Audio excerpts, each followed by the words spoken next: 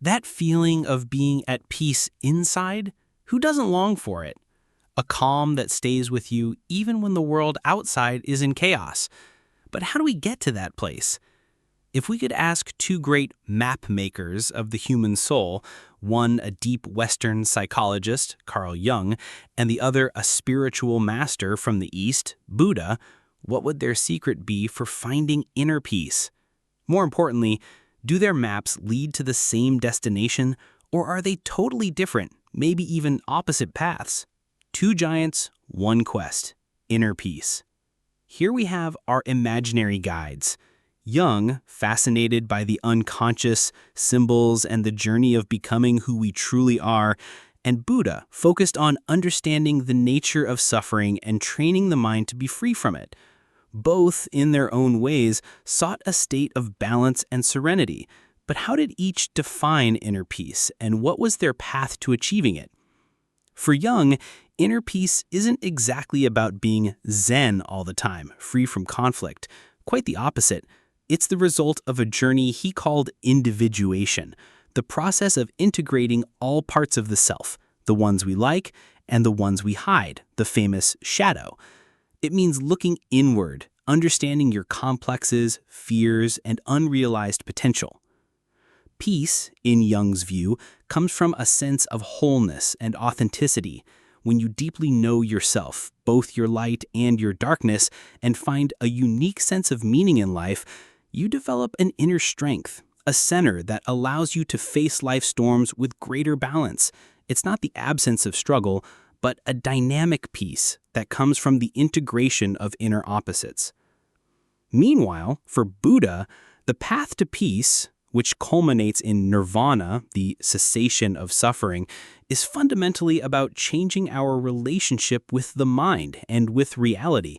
He taught that we suffer because of attachment, wanting things to be different than they are, and our ignorance about the true nature of things, impermanent, interconnected, lacking a fixed self. The Buddhist path involves training the mind, mainly through meditation and mindfulness, to observe thoughts and emotions without clinging to them. It means cultivating wisdom to see reality clearly and developing compassion. Peace here is a release from agitation, a clarity and serenity that arise when we let go of the illusions and attachments that cause suffering.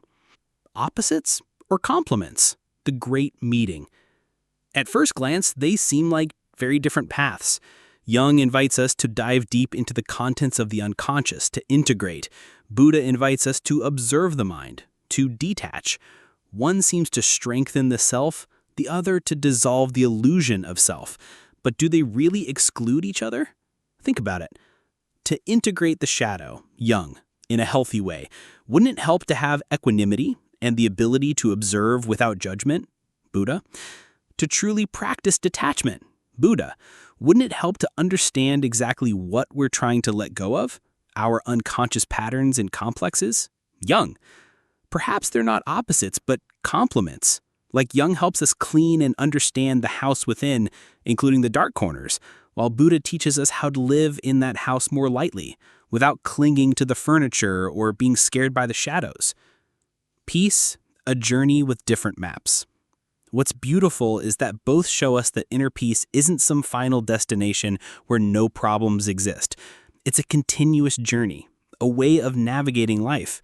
Whether through deep self-knowledge and integration or through mental training and detachment, both require practice, awareness, and courage. Which path calls you? And you, on your quest for inner peace, which of these paths resonates more with where you are right now? The one inviting you to dive deep within to become whole? Or the one inviting you to train your mind to observe and let go? Or maybe, as it seems, a combination of both makes the most sense.